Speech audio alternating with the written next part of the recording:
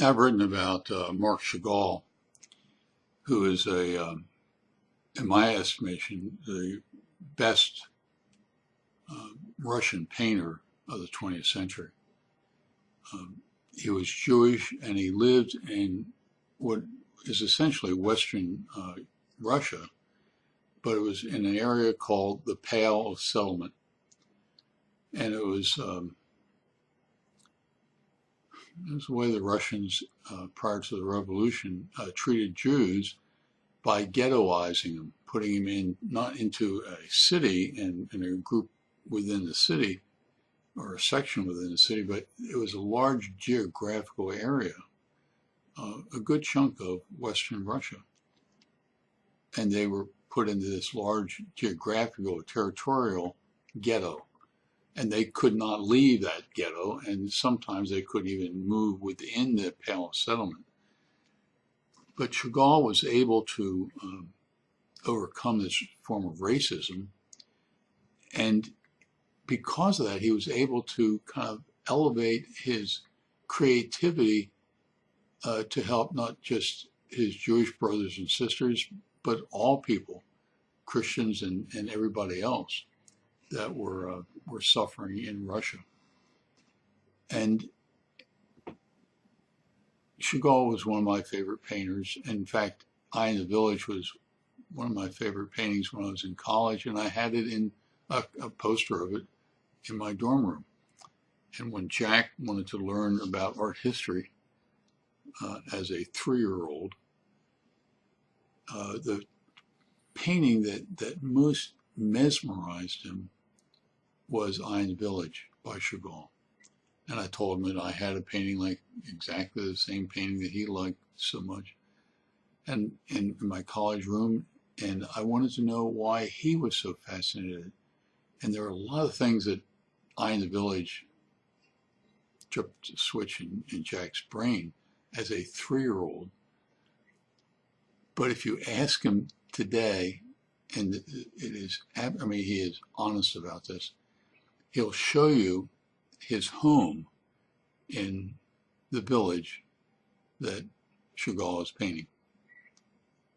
At the top of the Eye in the Village, there's a Russian Orthodox church. And remember, Chagall is Jewish, and he's painting a Russian Orthodox church within the Pale Settlement in this little village, and he has several little homes. And one of them happened to be white, which was just like the house that Jack was living in at the time, White House. And he was fascinated by that. But in the ensuing years, the last 3 years, I've created an art history book, an art and science book for them, a loose leaf binder. And every time we pass through and get into Chagall, Jack will ask me, but I don't know why he has the cow, some lady milking the cow, and we'll talk about it for long periods of time. But a couple of weeks ago, Jack and Owen, Jack is going to be 6, Owen is going to be 4 next month, and they got into a heated discussion about another very famous painting by Chagall called The Fiddler. And they got into this discussion, this quasi-argument about why the Fiddler had a green face. And after they kind of came to terms with why Chagall painted a face of a green fiddler, then they got into a long discussion about, wonder why the fiddler is up on top of a roof playing the fiddle or the violin. And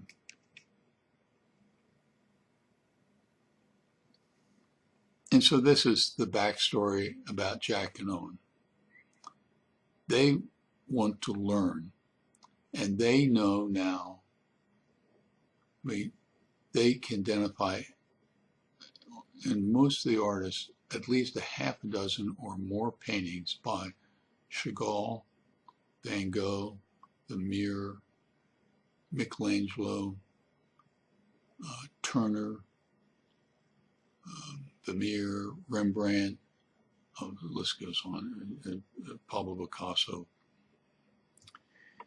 Um,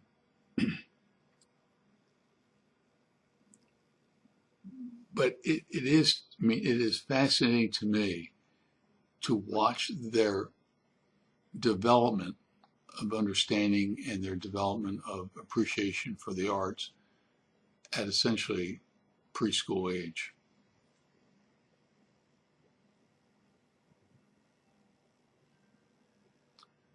And while that fascinates me to watch it, what intrigues me more than that is what's happening within their brain that we are not privy to, that we cannot see.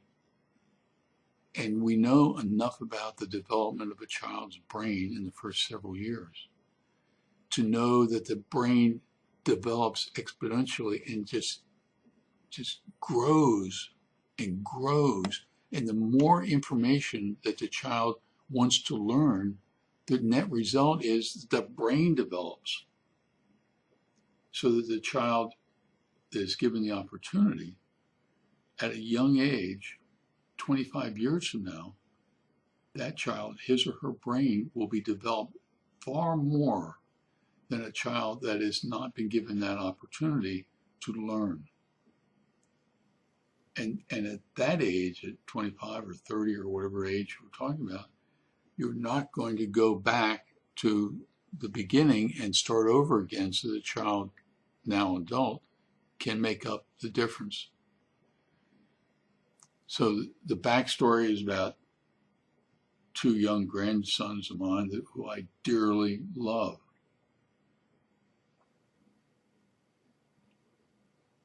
That's the backstory.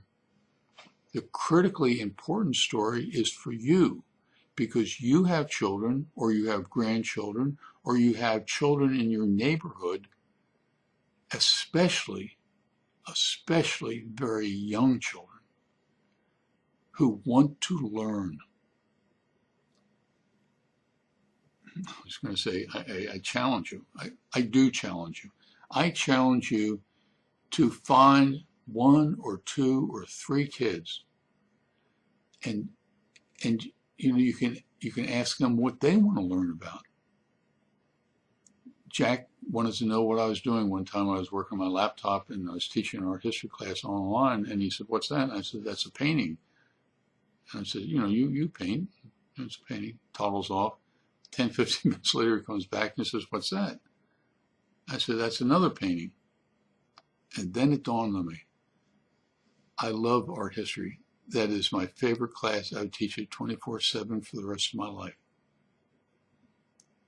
I never thought that I would ever contemplate teaching a 3-year-old. But Jack and his brother, for their age, know more about art history than any child I've ever met. When Jack was 4.5, he was in the backyard of my house, which butts up against the lake, and there's no beach there, it's just a bunch of rocks. And we were sitting on a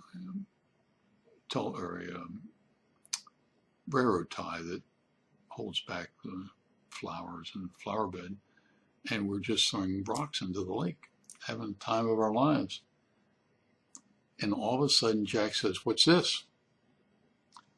And he brings over a rock, and I look at the rock, and there are a handful of small seashells, fossilized.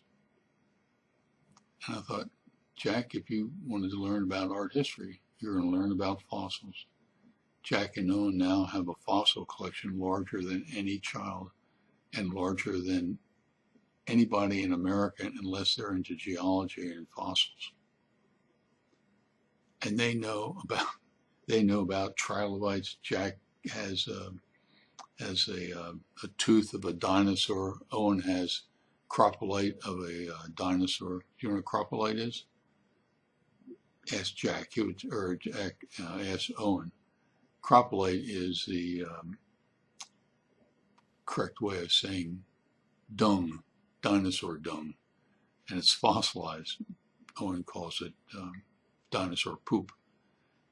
And he's always going around trying to smell it, but it's cut in slices, and then the fossil is buff, so it's smooth, and it's actually very beautiful. In fact, many people are using fossilized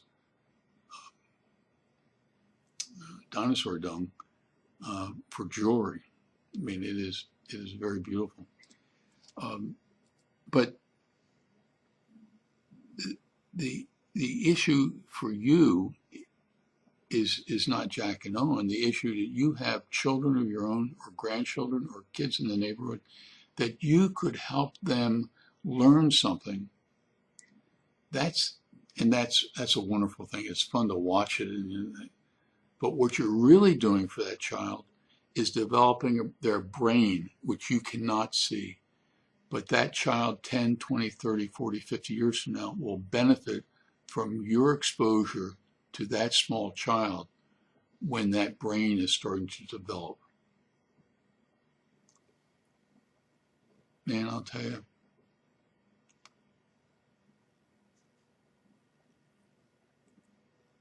resolve after you watch after you read this essay, please. I don't care how many kids, 2 or 3 kids at a time. I don't care whether it's 1, 2, 10.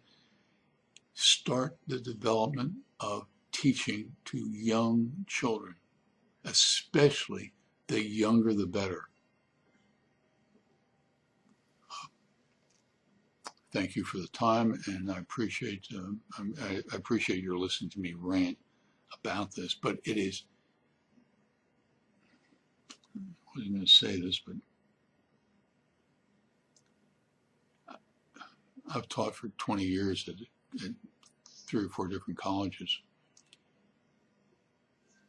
The excitement that young children have at 3, 4, 5, and 6 to learn is deadened by the time they become college age. Every child wants to learn.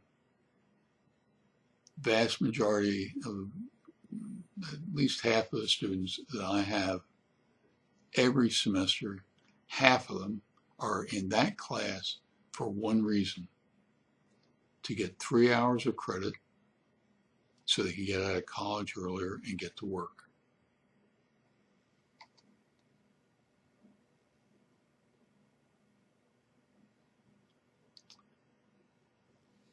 You can help the development of a child's brain by spending 15, 20, 30 minutes a week with them and teach them things that they want to understand.